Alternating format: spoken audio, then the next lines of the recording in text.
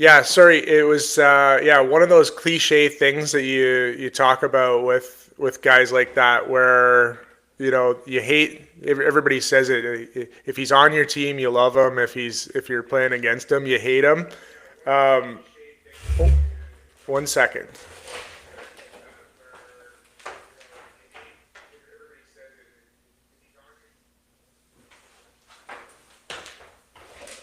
Okay, we're back with one of the.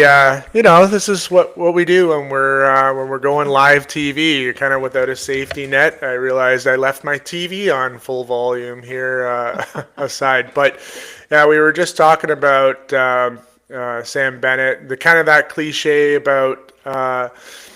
When he's on your team, you love the guy. When he's playing against you, you hate him. And you can kind of put yourself in those shoes with him, because like last night, I was cheering for the Oilers. There's points where I was like, somebody needs to go out and Bobby Clark this guy, and like he's deliberately trying to like injure Skinner. It looked like in that one play, he's taken out Stolars. He almost took out Anderson in the previous series. So he's out there taking people out of your team. Um, so I almost started to feel this sort of visceral hatred where I'm like, if I physically wanted to like go out there, give him a two-hander, and yet I still remember the feeling when we were watching the Four Nations and he was on Team Canada, and he was like one of my favorite players on there. So yeah, it's he is sometimes a little bit unlikable when he's on the other team, but at the same time, if the Wings were to sign him in free agency this year, I'd be pretty pumped about that. Yeah, you got to respect it, and it's almost like an NBA or a NFL thing, with either holding or fouling. They're not going to call everything, so you might as well keep trying to get away with it until they do nail you for it. So Yeah, so we talked about period number one being one of the most exciting periods of hockey we've seen this year. Up and down, goals all over the place, beautiful plays. An assist from McDavid that we won't forget for a while. Then period two rolls around, and it's full out Panthers hockey. I was on the edge of my seat all period one, and I almost found myself like starting to daydream and or like get lost in my thoughts and thinking about what I was gonna have for dinner tonight in that period too, just because they slowed it down into the quicksand Panthers style. Like they took the crowd out of the game, and it's just very very slow paced. And kudos to them. That's what they needed to do. They can't do the track meet stuff with the Oilers and pull it out. So they got them to play their game. Got a couple goals, so they were down 3-2 in that period, and then end up going up 4-3 at the end of the period. Nice goal from Marchand. And again, like the guy, the way this guy raises his game in the playoffs is crazy to me. How there's just certain guys with that in their DNA that they can just take it to this other level. Like they could have a so-so regular season and you're not even worried, because it's like they almost need the games to be big to bring out the best of them. But yeah, coming through clutch on that breakaway in the second period, and giving them the lead.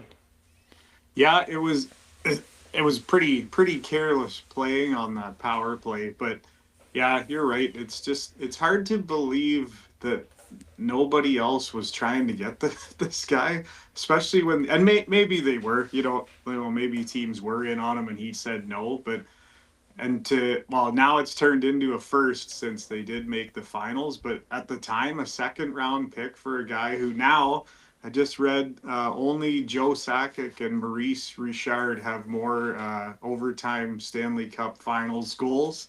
So if you can swing that for a second round pick, which is now first, I'd say you got to make that trade every single time. Yeah, that's pretty good company to be in. I Yeah. wonder, and he'll be back on the market this summer, so it'll be interesting to see where he lands, if he re-signs with the Panthers, or finds a new home. But I think he's definitely raising his value and stock, and maybe having the Bruins second guessing their decision. Anyways, sticking with this game, so we had that exciting first period. We got total Panthers hockey, slowing things down in the second. So we go into the third period, up with the Panthers up 4-3, and the third period kind of felt like a little bit of a hybrid of both the first and the second. We had moments that kind of were a bit slower. The crowd was kind of taken out of it. We were kind of texting. We need one of those big moments to get them excited. There was a little more action than the second period, but kind of a stalemate through the third until, with under a minute left, net empty. And the ageless wonder, the worm, with another big moment. You talk about guys that are having some, again, stepping their game up when the moment's brightest. Corey Perry just doing it game after game this year. So now that's 8 goals at 40 years old. It's unbelievable. Like, again, he's another guy who goes to those places that nobody wants to go, and he's willing to absorb the punishment just to get a chance. And I don't think I've heard a louder crowd than when he put that in. They were saying that it was 119 decibels or something like that inside the arena. Like it was noticeably loud. Like, even, you're not there, but even the TV was like, holy shit, this is loud. Yeah, I think when you can feel it through the TV, like you can't literally feel it, but you're almost kind of getting the chills of like as if you were there in person. It was definitely coming through, and again, what a bookend to to regulation from what was a real up and down game, but entertainment value. Game two delivering, and here we are back in overtime. Game one, you kind of had a feeling this was going to be an all-out war again this year. The teams are so evenly matched. Such depth up and down both lineups, and so much experience that neither team's going to kind of flake out when they get down. It's just it's great to watch. But we go into overtime. What did you think about the overtime? I don't know. I was thinking this is, I thought they were going to get it done pretty early. They had a couple good chances. Florida had the breakaway, and then right back the other way, 2-on-1. Like, it was pretty intense. You could see, guys kind of slowing down. Obviously, like, they played a hell of a lot of hockey in the last 2 days. Skinner, as always, makes me so nervous on those scrambles. Like, you watch Bobrovsky, he always seems to be in the right position. You don't see him falling and flailing. But every time Skinner goes down, I'm just like, get up, man, get back in your net. But, neither of the goalies did anything horribly wrong last night. Maybe the overtime winner was a little soft, but I don't think anyone's saving any of the goals that went in last night. But yeah, I thought maybe you'd like to have another shot at that Marchand breakaway in the second period, but yeah, it was a clear-cut breakaway, so you can't be too hard on that one. I thought Bobrovsky made a ton of huge saves throughout that game and was kind of a difference maker that could have got away on the Panthers pretty quick if a couple of those goals go in, and obviously the Oilers get that momentum, because once they get rolling, things, you could feel it in the first period. There was a point where Florida started taking some dumb penalties, and you could just sort of feel like it was about to get away on them. But credit to them. They keep their composure all the way through. They're never out of it. They're kind of the zombie sort of thing where you hit them 20 times and they still just keep coming. Yeah, there's no team in the league that can take a punch and just keep coming back like those guys. I mean, that's why they're the champs, right? But I do still feel like I still like the Oilers. They kind of, I guess, lost their home ice advantage with the split there, but there's a confidence there that you didn't feel as much last year. And you watch them, and as deep as both teams are, you still kind of feel like the Oilers are at that next level in terms of, especially offensively. I think this is one of those situations where, when all else being equal, you pick the team that has the best players, and Right. I think McDavid's going to be, and Draisaitl, and is going to be the difference maker in the series ultimately, or that's what I'm certainly hoping for. But we're seeing some great hockey, that's for sure. Yeah, and they've been good on the road too, right? Like they won. Other than one period, they definitely outplayed Dallas on the road. They won in Vegas. They won in LA. So I'm not concerned about going to Florida. You just got to get one right, and then it's down to a 2 out of 3. Yeah. So have you looked ahead? What is it? 8 o'clock again for Sunday night for Game Monday, 3? they got the extra day in there.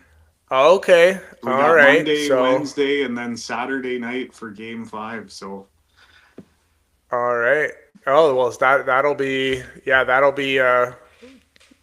great to have a Saturday night game. And I kind of was hoping for a Sunday nighter here, just to have one more weekend game. But yeah, I guess it's a work night either way, whether it's Sunday or Monday. But yeah, it's kind of, listen to a lot of podcasts and stuff just to hear other people's takes on everything, and it kind of reminds me of like when the Super Bowl, the week before Super Bowl, where you've just gotten everybody's talked about every angle of this thing to yeah. death, and there's nothing left to talk about. There's no interesting takes here. There's no X factors that have been left to uncover, and I kind of like that when sports just get to like that. Like, okay, we know what both these teams are. We know the strengths and weaknesses.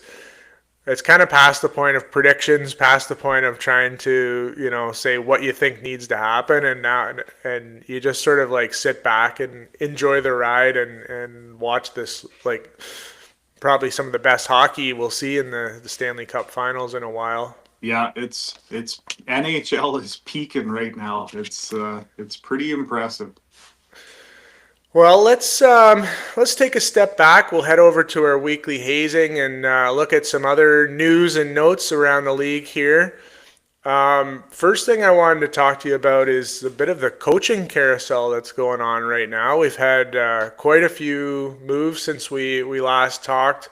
We got Derek Lalonde, our little Dr. Evil, in Toronto as an assistant coach.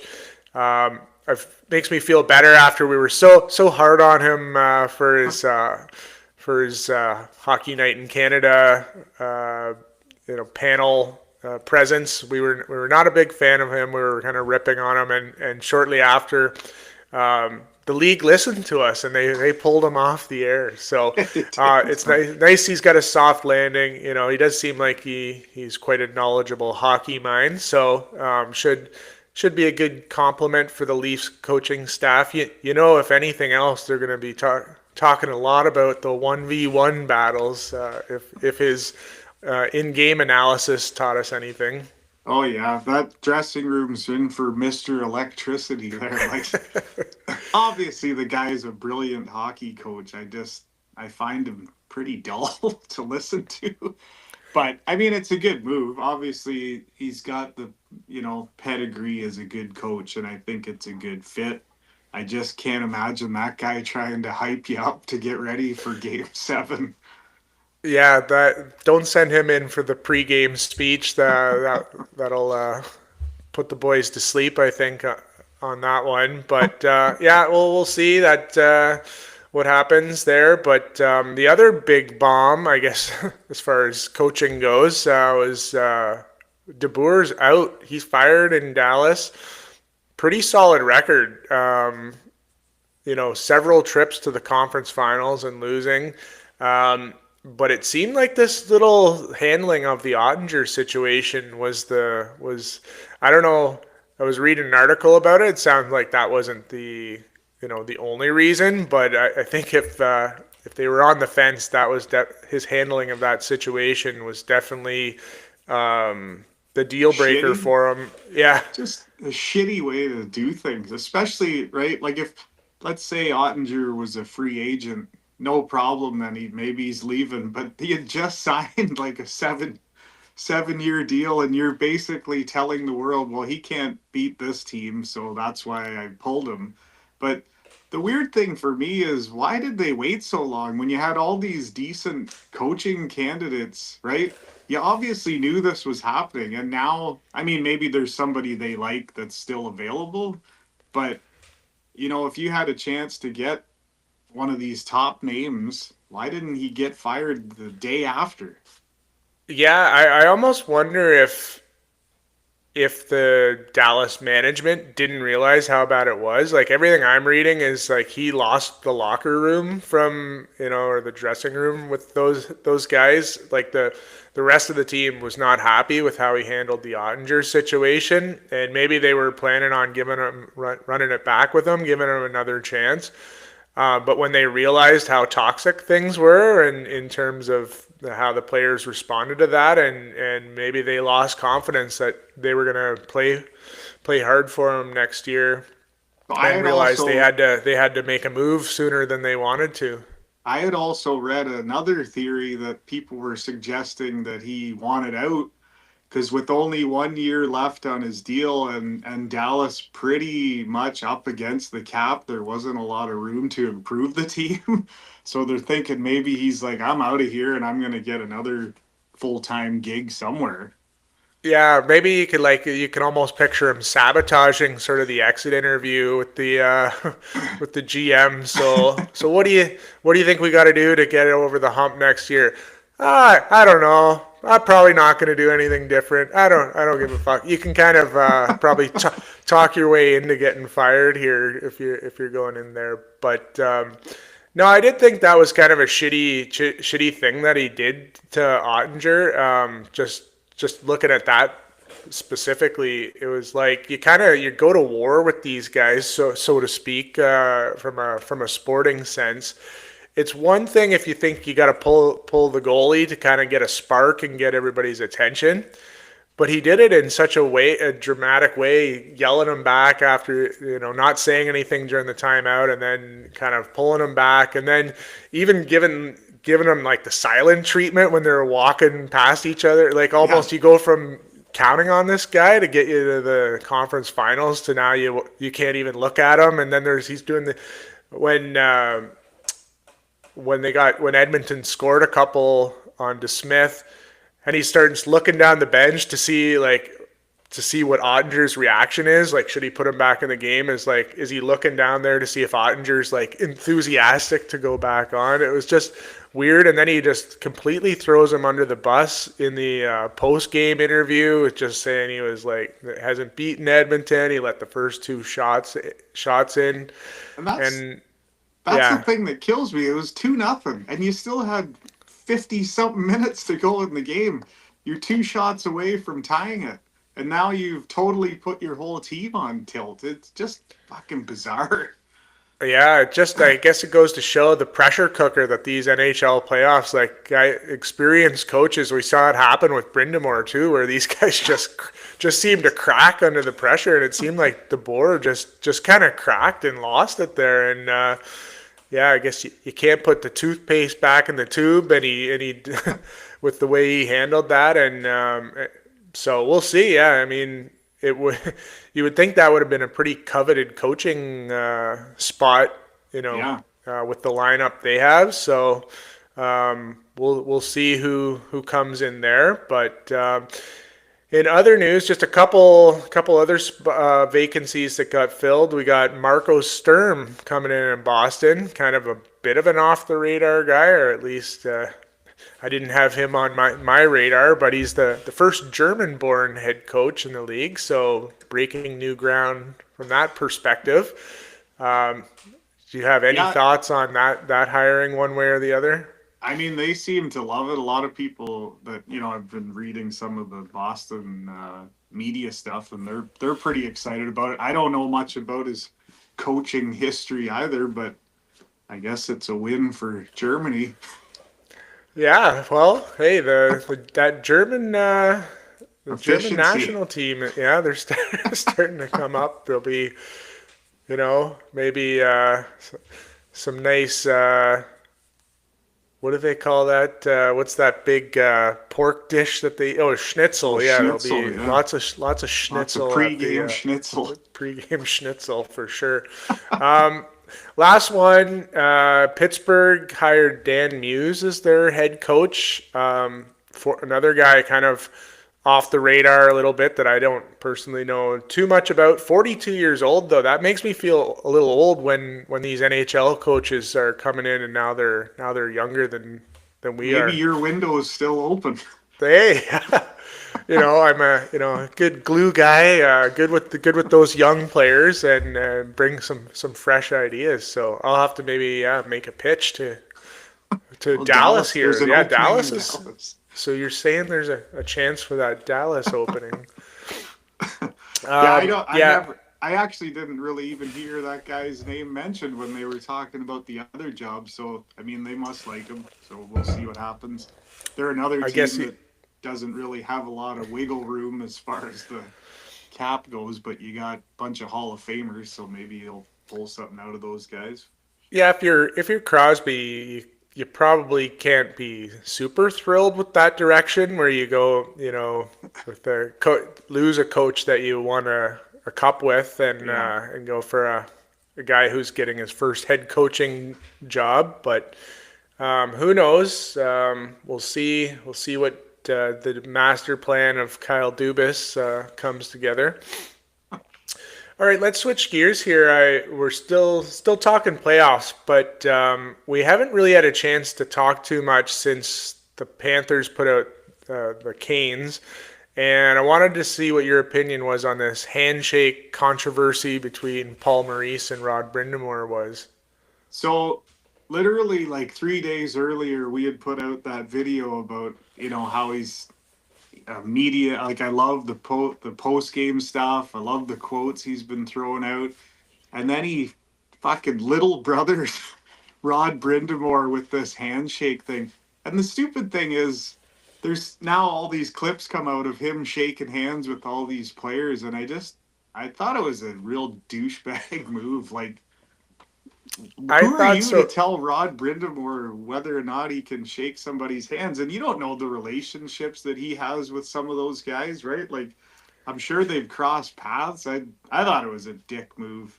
Yeah, I'm kind of on the same take. Like when he explained his rationale for it, like if you just take that in isolation, I could sort of see his point of view. But at the same time, they've been doing this for years. I think he was even in the handshake line with Tampa Bay this Yep. year. Yep. Like so, all of a sudden, mid playoffs, you're gonna be so self righteous, and it's almost like he's he is good in front of the mic, but it's almost like he's maybe letting some of this go to his head in terms of his level of self-importance to be like, yeah, I'm gonna just decide that we don't, to change the handshake lines in mid playoffs and I, expect everybody else to follow suit. Maybe he's trying to land a Netflix comedy special. Like I don't get what the point is. And then because all this happened, you've seen all these other clips, where it's a coach that was maybe somebody's coach in junior, and they just beat you, but the guy's giving the guy a big hug. Hockey runs through all these guys for so many years. You have personal relationships with guys on other teams. Like, I don't know. I thought it was a pretty lame move. Yeah, and I heard some comments from Brindamore after and he was basically saying he's going to go back to shaking hands in the line. He's coached these guys, and so I actually appreciated his take, and I could see why he was a little caught off guard if you didn't know what was happening Well, there that's the other at the thing moment. too. Like maybe talk to him before the series, not fucking 30 seconds after your season's over. Anyways, Yeah, so I think Paul Maurice likes to hear the sound of his own voice a little too much sometimes, and seems like probably it. gets a little feeling himself a little too much. But he is gold usually at the microphone, but I agree that was kind of a dick move. But let's switch gears to another announcement that the NHL made. They're going to do a decentralized draft format this year. So basically going remote instead of having it live. What are your thoughts on that? I Pros, think this cons? sucks. I Yeah. think this is horrible. Like, you work your whole life as a kid to try and get to this moment, and now you're getting drafted over a Zoom call. And what the hell happened? Like, they just did this big over the top thing at the Vegas Sphere, right? I can't remember what they said, but it was an unbelievable amount of money to put this big production on, and then a year later, you got to do it over FaceTime. Like, I feel bad for all the kids.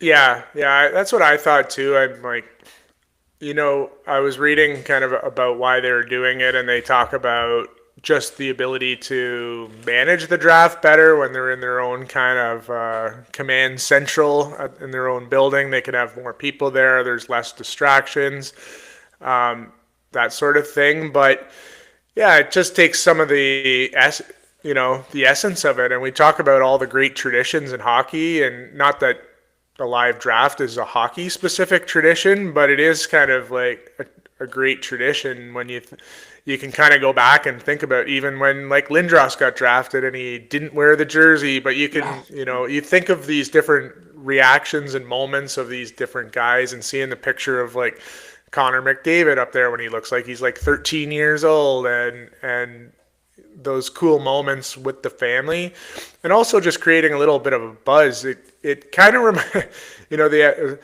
the analogy I was thinking of is it kind of changed the game even for fantasy football. When we used to get together in person for the Yeah. drafts and we'd go to a restaurant and you'd get some pitchers of beers going and you'd order some wings and you'd have a big board that you'd go up and write your pick on and you had all your papers in front of you. Like, to me, that was the that was almost as much fun, if not more fun, than the actual season of Yeah. fantasy football. And as soon as the fantasy football draft started going to these Yahoo or online sort of things, it actually kind of was the beginning of the end of my interest in fantasy football. Um, but I guess that's going off on a little bit of a tangent there, but it just kind of made me think. There's something to be said about having the live atmosphere for for those drafts and the buzz that it creates and the memories that it creates. And at the end of the day, they'll put it off as like all these efficiencies and stuff, but it's really probably a money saving thing. They don't have to fly everybody out For there, sure. but I mean, the NHL is doing pretty well financially. It seems like the game's in as good a place as ever. So it seems like a weird decision to backtrack when your game's doing so well. You've had all the successes with the Four Nations. You've had this great playoff round. Why lose another chance to kind of Pump the tires. showcase the game in a different way? Well, especially when you're going to spend the next 2 days watching these kids work out, right? Everyone's going to be there for that for the NHL Combine, and which I don't even know how is that a good measure of these kids? Like, perfect example, I saw a thing today that when Sam Bennett was at the Combine, he did 0 pull-ups. Oh, Like, so, really? so I think it's worked out okay for him. Yeah, I guess in the NFL combine, even that isn't a direct translation, but at least like a 40 time, you can kind of, obviously speed, how fast you can run is a pretty direct translation, but Yeah. I haven't paid too much attention to the NHL combines. Well, it's Like, just is there, starting today. oh, is it? Oh, Yeah. okay. So Yeah. I don't know what kind of things I guess like endurance and I that, can't your remember. There's VO2 like max or something the might be. VO2, the pull-ups, and I don't know.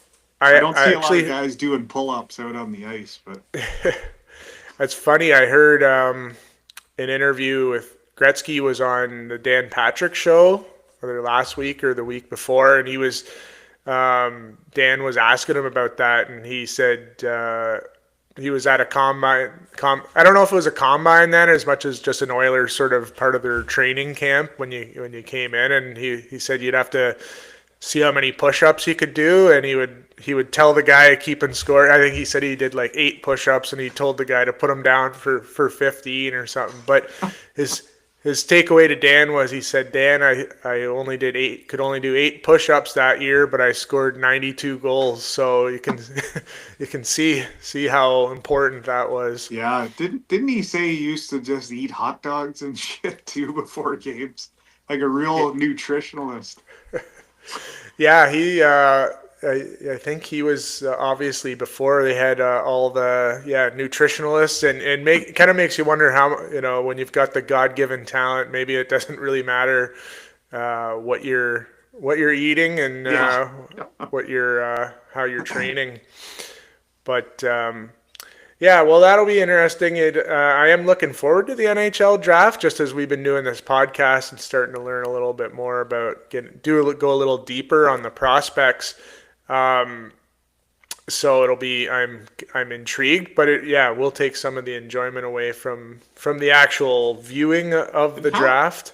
how is that gonna work? Like, you always like the scene where they put the jersey on. Are all these kids gonna have like 10 jerseys sent to them just in case you get a like? I mean, That's a obviously the top guys will probably know if a team's drafting them, but when you're down in like say the 10 to 18 range, I guess you're may, not putting the shirt Maybe on. they'll just use like Chat GPT to create an AI image of the player standing beside Gary with the whatever jersey he gets drafted on. They'll use it to show the new NHL draft AI photos.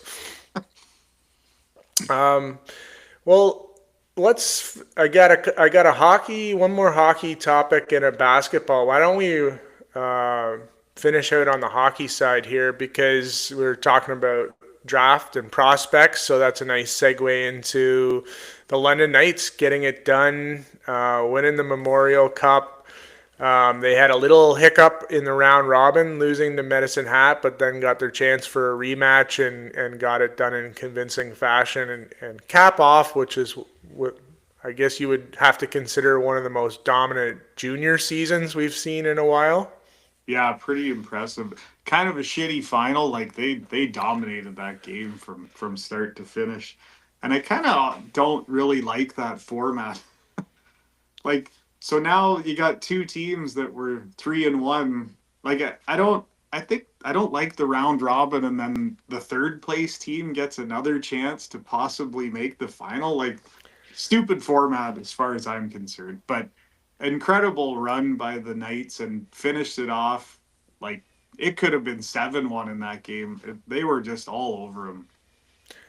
Yeah, it definitely kind of had a men against boys sort of feel to it. Even like as good as McKenna is, like when he's playing against like that caliber of defensive players, like they were suffocating. I mean, you could just the physicality and the intensity. Like obviously he's still got a lot of room to grow physically, Yeah. and he didn't have the I'm sure if you inserted him on that Knights lineup, he would fit right in. But no, I was more just impressed. Yeah, when you're watching them, you're like, yeah, these are. It looked like two different calibers of hockey. I actually thought that even in the game that Medicine Hat won, London just, I guess got into a bit of a lull there in that first game, and but when I first started watching the first period, I thought the same thing. It looked like just two different calibers of hockey. And I'm not a pro scout, but that Easton Cowan does not stop moving. Like, I don't know what kind of whatever his VO2 max was at the combine, but that guy, he never gets tired. It doesn't seem like he's just constantly moving his feet, and it was cool to see him and that Denver Barkey because they came in the same time to see them close it out because I'm assuming that's gonna be it for both of them, but. Yeah, awesome for London, and that team's going to look pretty different next year because I think they're going to lose about 8 or 9 guys.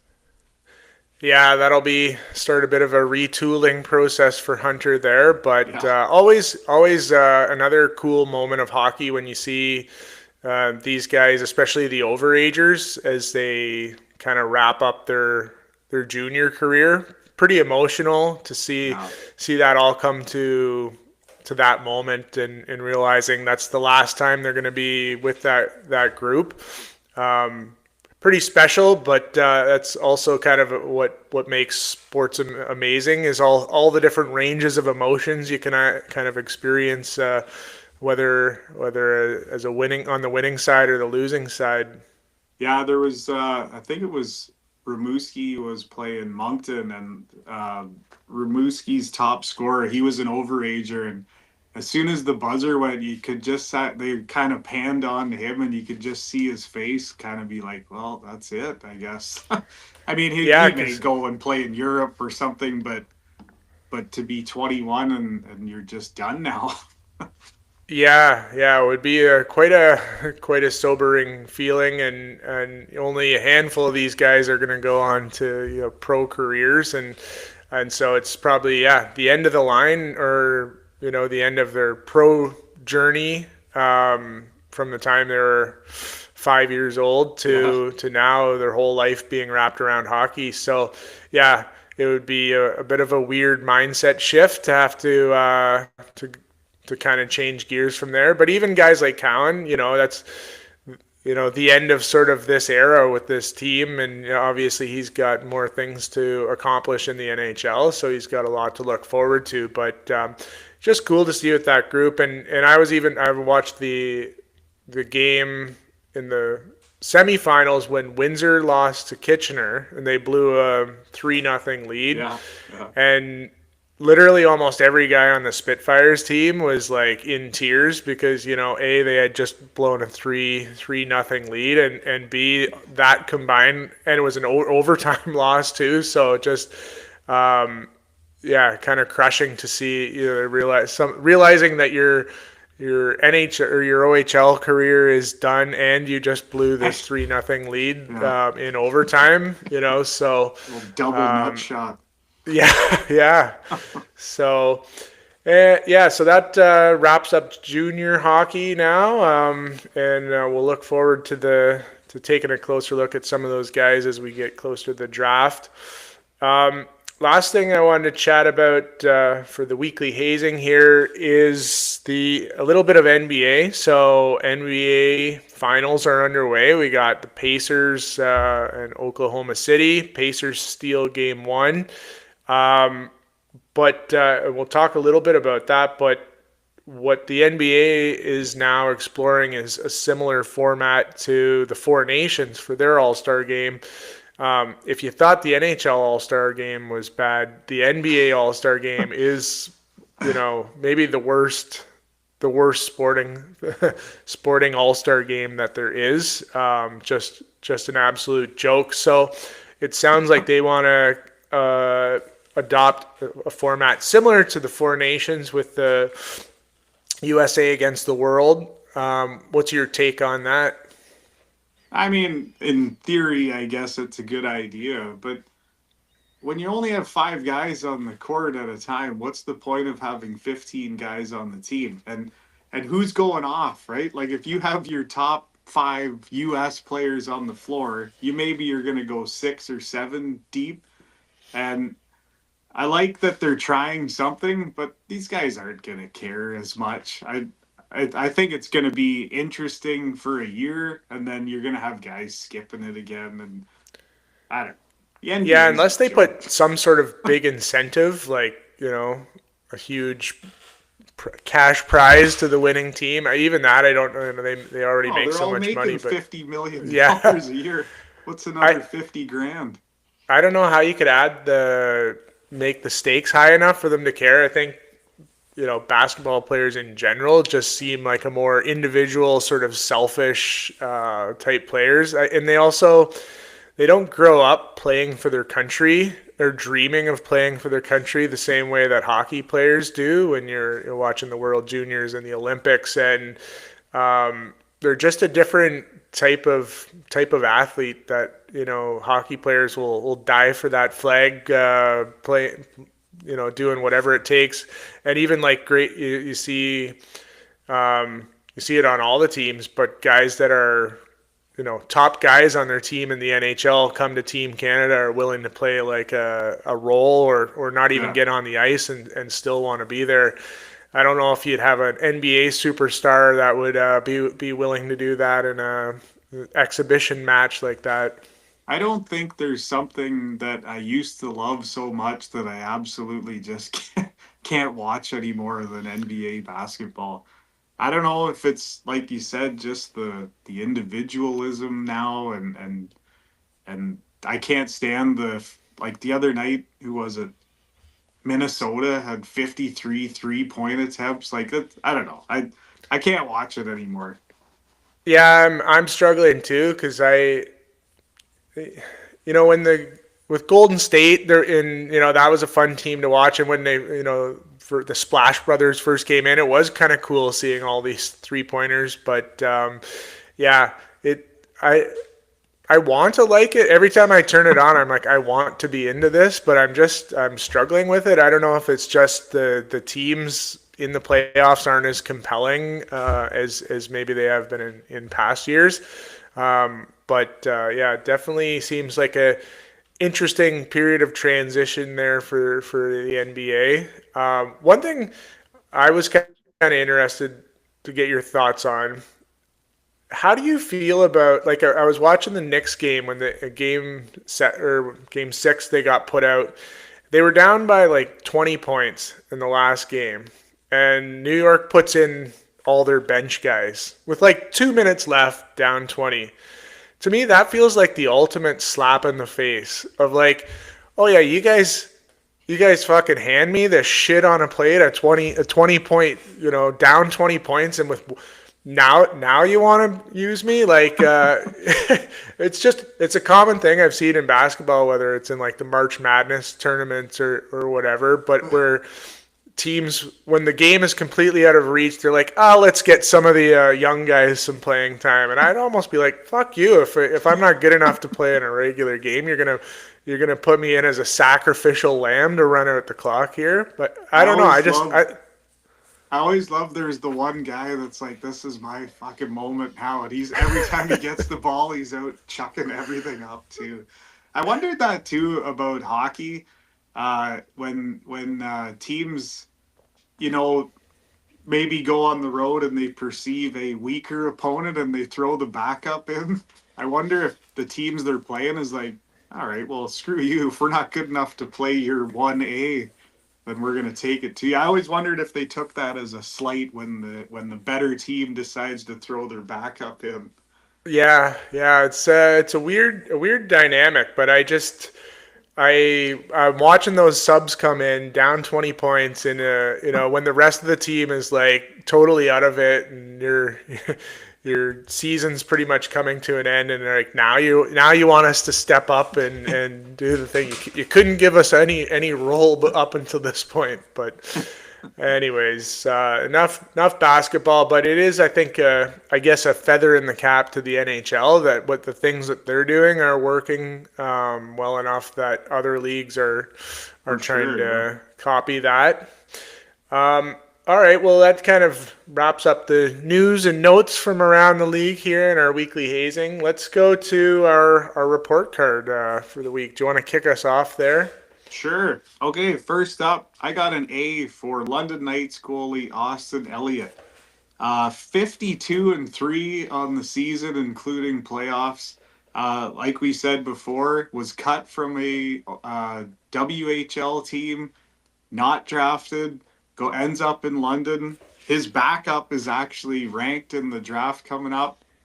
Um, the guy is just composed and calm in every game that I've seen. And I get that he's playing in front of a super team and maybe the numbers are a little inflated, but incredible season, 52-3. And just before we got on here, I heard that the Leafs were actually going to invite him to training camp. So it could be a steal there. So A for Austin Elliott.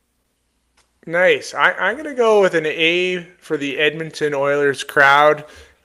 We talked about a little bit earlier just the intensity they brought. I can't help but think if the Leafs crowd was bringing that intensity, we may actually see them in the finals right now. But not to bring the Leafs back into it. But in particular, that tradition of the crowd singing "O Canada," like whether you're an Oilers fan or not, you're just watching that game and that kind of gives you the chills hearing the crowd sing the national anthem that passionately. So, I'm just giving an A to the Oilers fan base all around for bringing the energy and just making these finals games that much more exciting to watch.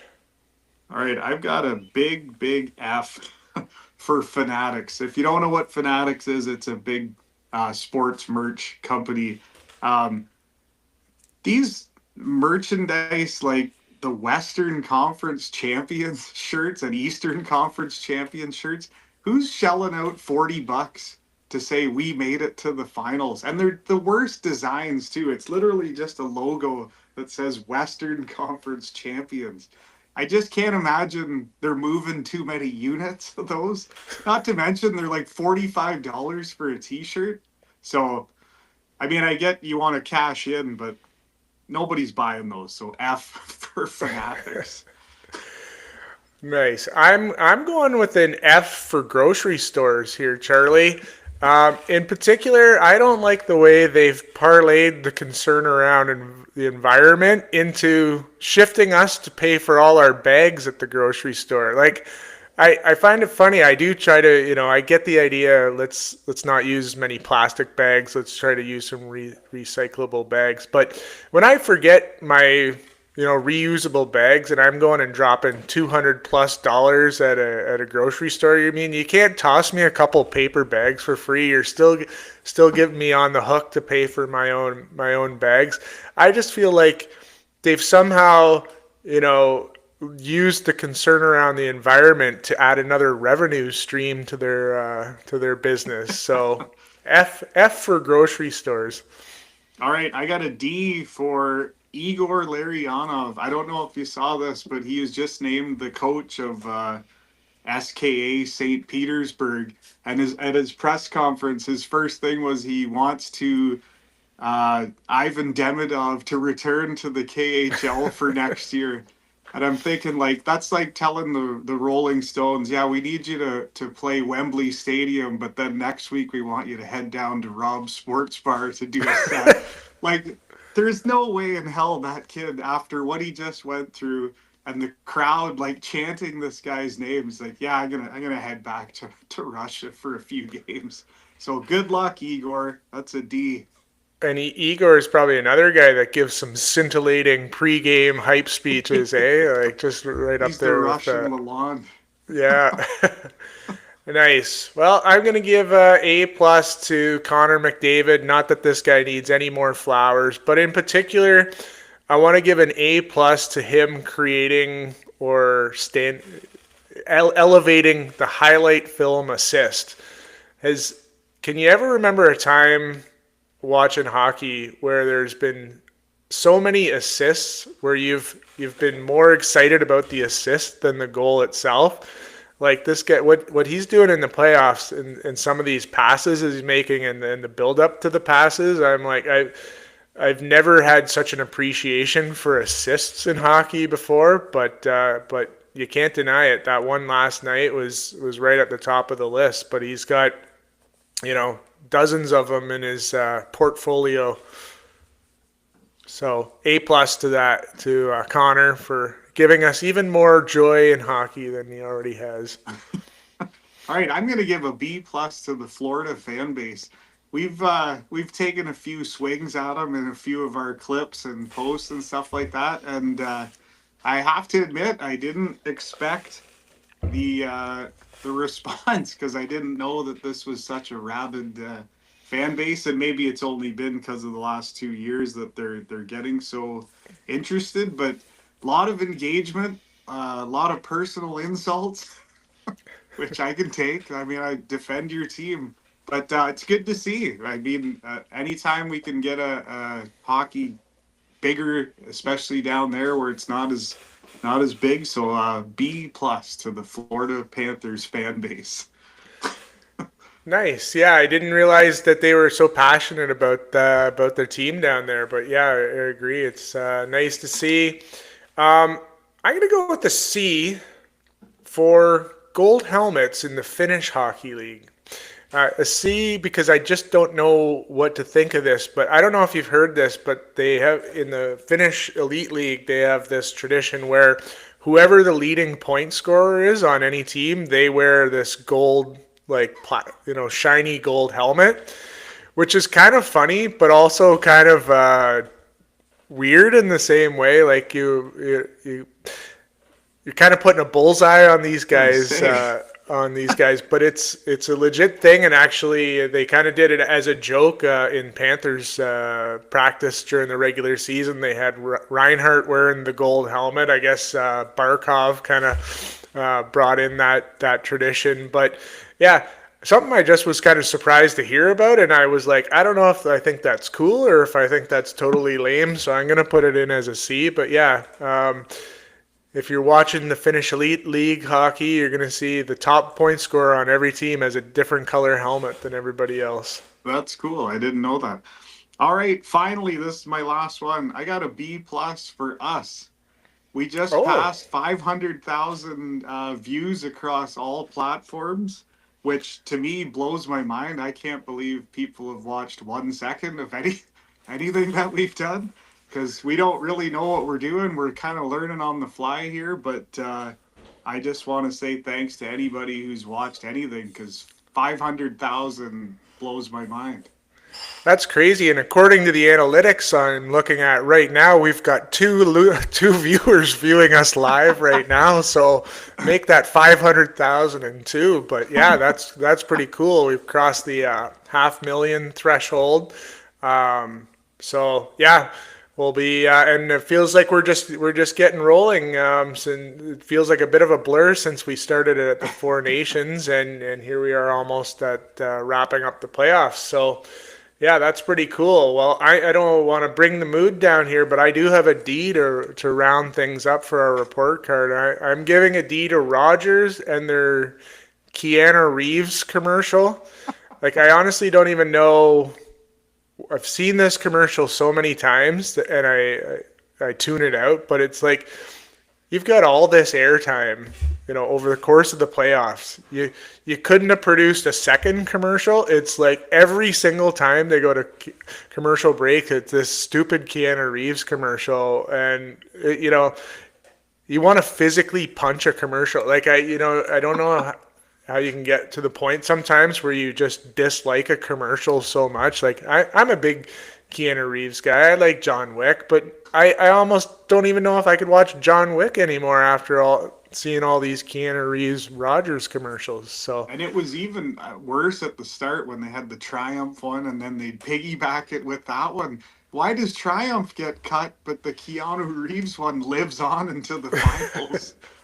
I don't know. They must have paid him an ungodly amount of money, and they want to get their money's worth out of it. But just a dumb commercial that I'm sick of seeing. So I'm I'm giving them a D on that one. Um, all right. Well, that's some nice parting shots with the report card. We're time to wrap it up for this week, Charlie. Yeah, we're my head's spinning here. We're 2 weeks away from the wedding. We got Yeah. the Stanley Cup Final in full swing.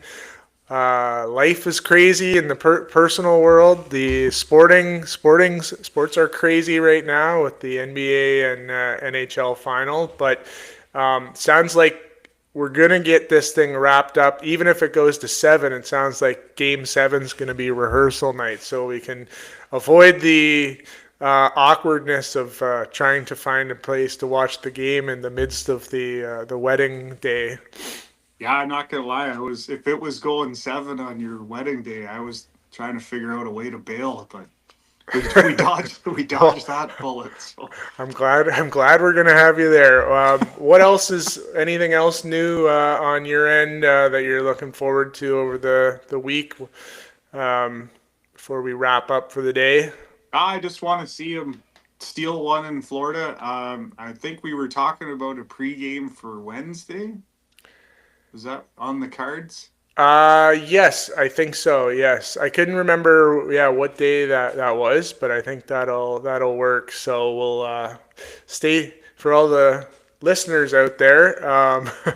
Yeah, stay tuned to the IG. We'll post some more Yeah. info up there, and we'll probably be able to get a little pregame in there for the Wednesday night. We're still Perfect. working at the kinks of this live stream here, so we might have the full episode will be available here afterwards. But apologies to any listeners. I think we missed the first 10 minutes where it was just Charlie and I thinking we were live streaming, but it was just a thumbnail sitting on our YouTube page. But you didn't. You got all the good stuff. I think you That's just right. missed the preamble. The But first 7 minutes were just more Genghis Khan, anyways. right, yeah. So you can catch up on that on the audio versions. But yeah, good to be back. Lots to catch up on there, and we'll look forward to our final episode before the wedding next Saturday, and then we'll have a bit of a 2 week break. But and then we'll stay tuned for possibly some pre gaming here on Wednesday. All right, buddy. All right, have a good one, Charlie. And thanks for listening. Bye.